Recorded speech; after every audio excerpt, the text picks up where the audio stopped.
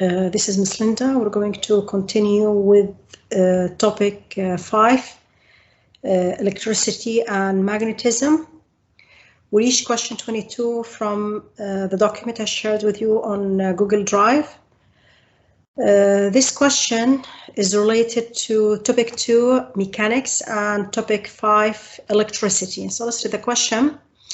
Part 1, it's on momentum. State the law of conservation of linear momentum. Conservation, it means momentum before should equal to momentum after. So initial momentum should equal to the final momentum, or I can write it as total momentum should equal 0. This is on one condition. I should have no external force. No external forces. Okay, now we have a toy car crashes into a wall, rebound at right angle to the wall, as shown. So I have before the crash, the car is moving to the right, it will hit the wall and then it change its direction to the left. The graph shows the variation with time of force acting on the car due to the wall during the collision. Now remember, for momentum, we can write Newton's second law in terms of momentum. Force equals change in momentum. Force is a vector quantity divided by change in time. If we did cross multiplication, force times time will equal change in momentum. Change in momentum, it's mass times change in velocity. This we call it impulse and momentum theorem. This right side is the impulse and this one is momentum. Now here I have force versus time. If I calculate the area under the graph, force times time, it will give me the momentum. So first part of the question, what is the initial momentum if the mass of the car is 0.8? Initial momentum. First I can calculate the change in momentum. So change in momentum will equal force times the change in time, and this will equal the area under the graph, under force versus time graph. This is I. So area, it's half. Base is 16, the area of triangle, times the height of triangle is 24. So times 24. And this will give us 1.92 Newton times second. Force is in Newton times a second. Or I can write it in terms, I can write the unit in terms of momentum. Momentum, mass times change in velocity. Mass is kilogram, velocity meter per second. Both units are correct. This is a change in momentum, but I need the initial momentum. Initial momentum is the change in momentum divided by 2. Okay, so this value divided by 2, it will give me 0.96 Newton times second. Double I, we can continue there, so we're done with this one. Double I, estimate the average acceleration of the car before it rebound. Now we have the initial momentum.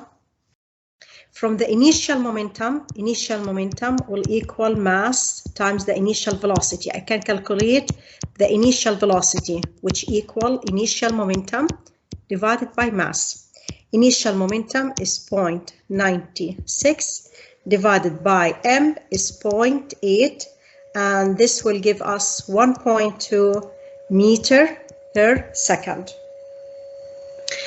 Initial momentum and final momentum here from the question, they're equal because the kinetic energy of the car is unchanged. Kinetic energy unchanged, that means the final and initial velocity should be equal, but in the opposite direction. So if the initial velocity to the right is 1.2 meter per second, final velocity, it will be to the left.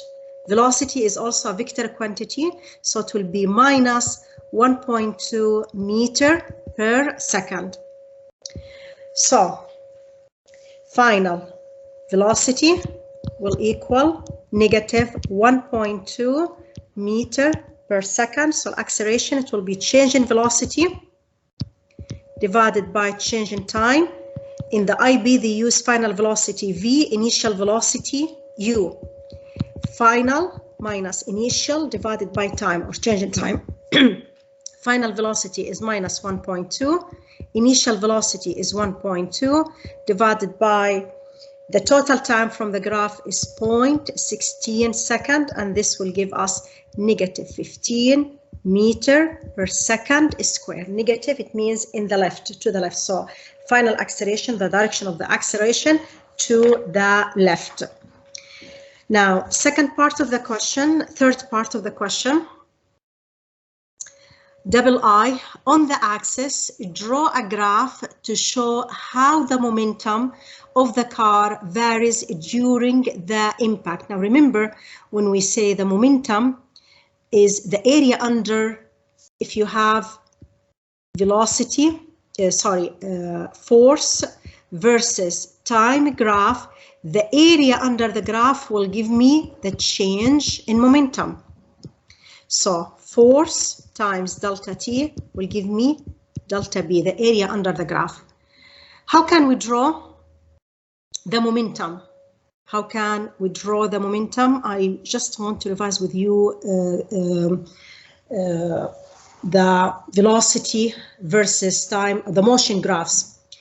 If you have a graph, velocity versus time graph, and the graph is moving down, okay, that means the velocity, it's negative, okay, and if I want to go back to the curve, the original curve, distance versus time, it's a curve.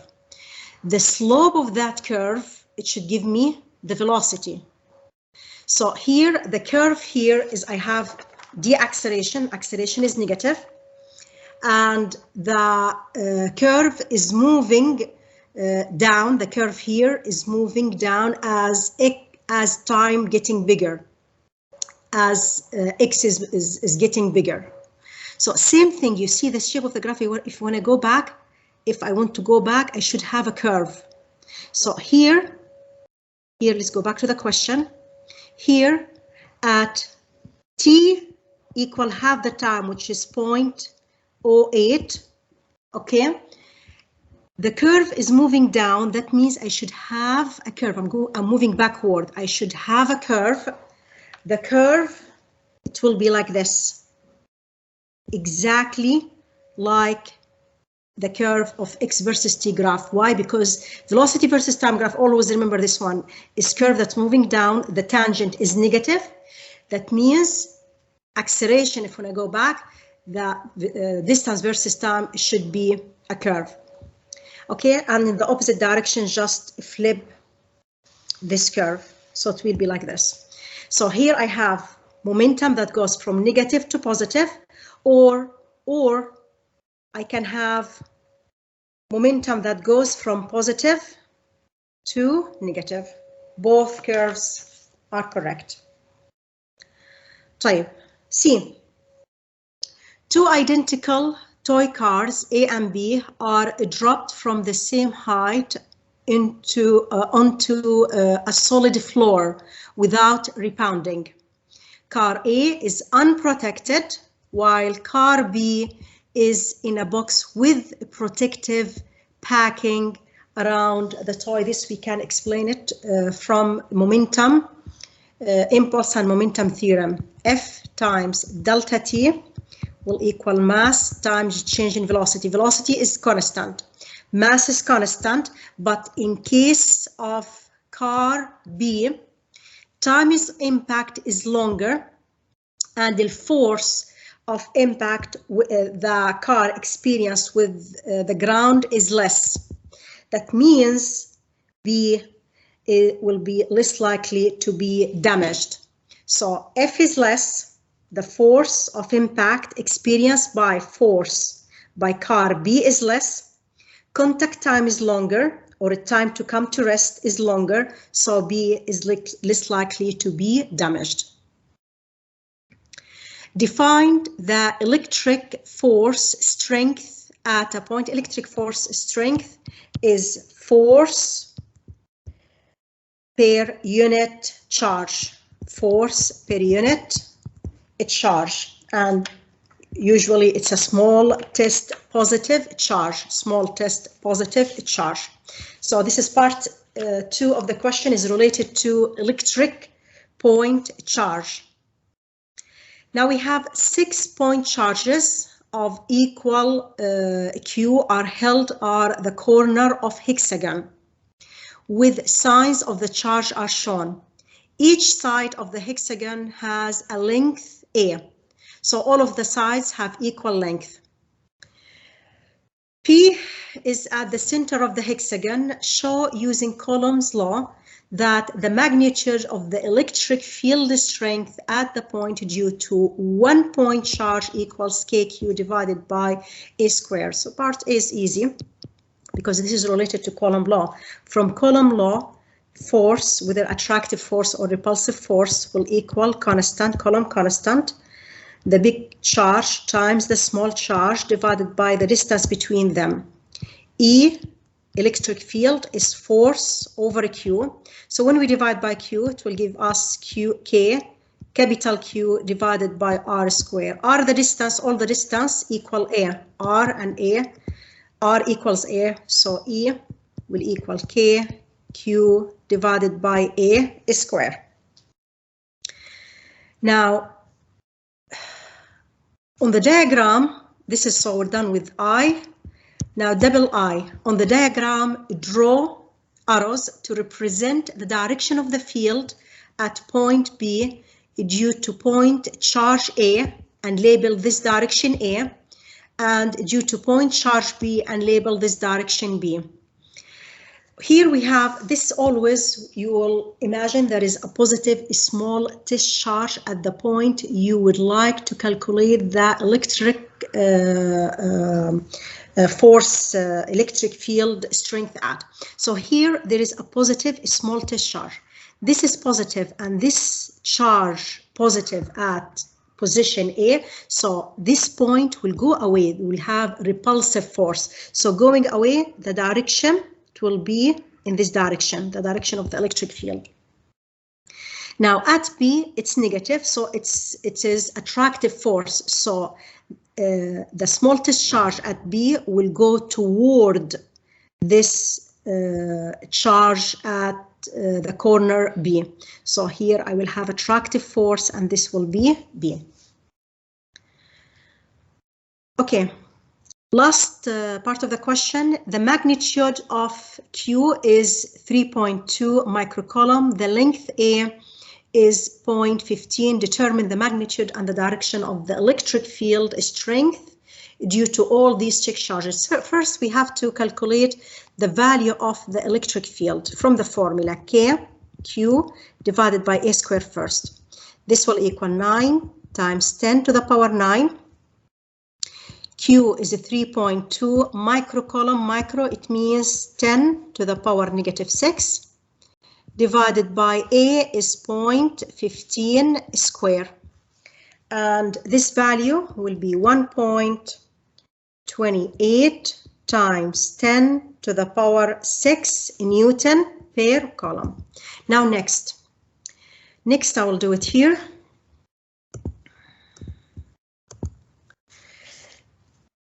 Next, I'm going to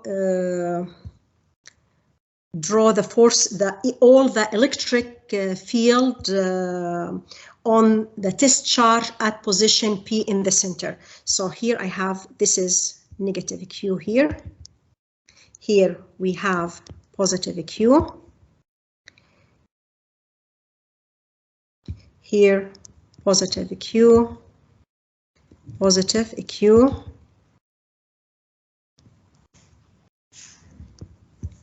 and here negative Q and negative Q.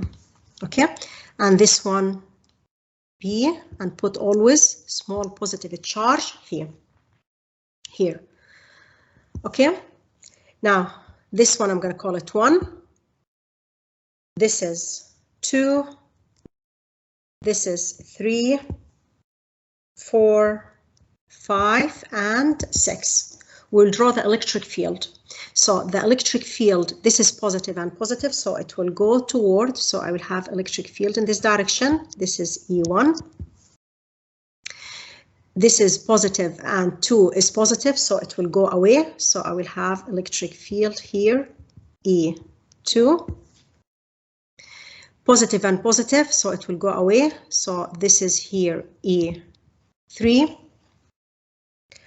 And 4, it will go away. So here I will have E4. Now 5, it will go toward 5. It will go towards, so here it will be E5, and 6 it will go toward because it is attractive force, so here I will have E6.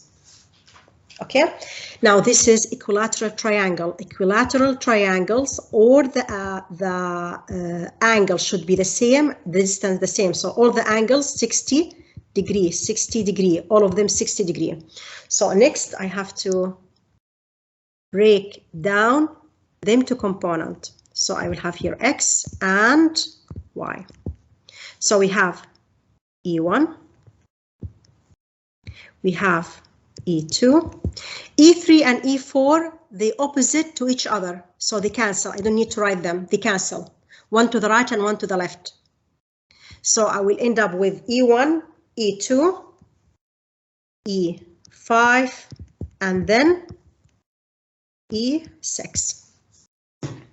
Okay, now E1 to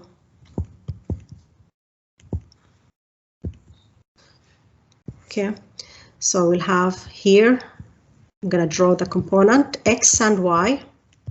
It will be like that. I will have E1, E1. Here down we'll have E2 and E5. Here it's E6. Okay, E3 and E4 they cancel. I don't need to here E4 and E3 they cancel. Okay, now the angles are 60 degree. So if I want to break down E1 into component, it will be here, this is the angle, so it will be E1 cosine and X cosine, adjacent cosine, always adjacent cosine. So here I will have E1 cosine and E1 sine. So here E1 cosine 60 and E1 sine 60. Okay, let's calculate these values. If you multiply, not E1, sorry, E, not E1, E cosine 60, E cosine 60 and E cosine 60. If you multiply this value, 1.28 times 10 to the power 6 times cosine 60, you should get 640,000. And here you should get 110, 8, 5. I'm going to write the numbers as they are. I'm not going to play with them. Just keep them as they are. 8512.5. I'm not going to round any numbers. I will round at the end. Okay. And here, so we're done with E1. Now E2 is down. So here I will be the component. One is cosine and the other one in the negative side. So cosine and negative side. So this one, it will be E2, it will be E cosine 60, and the other one minus E sine 60.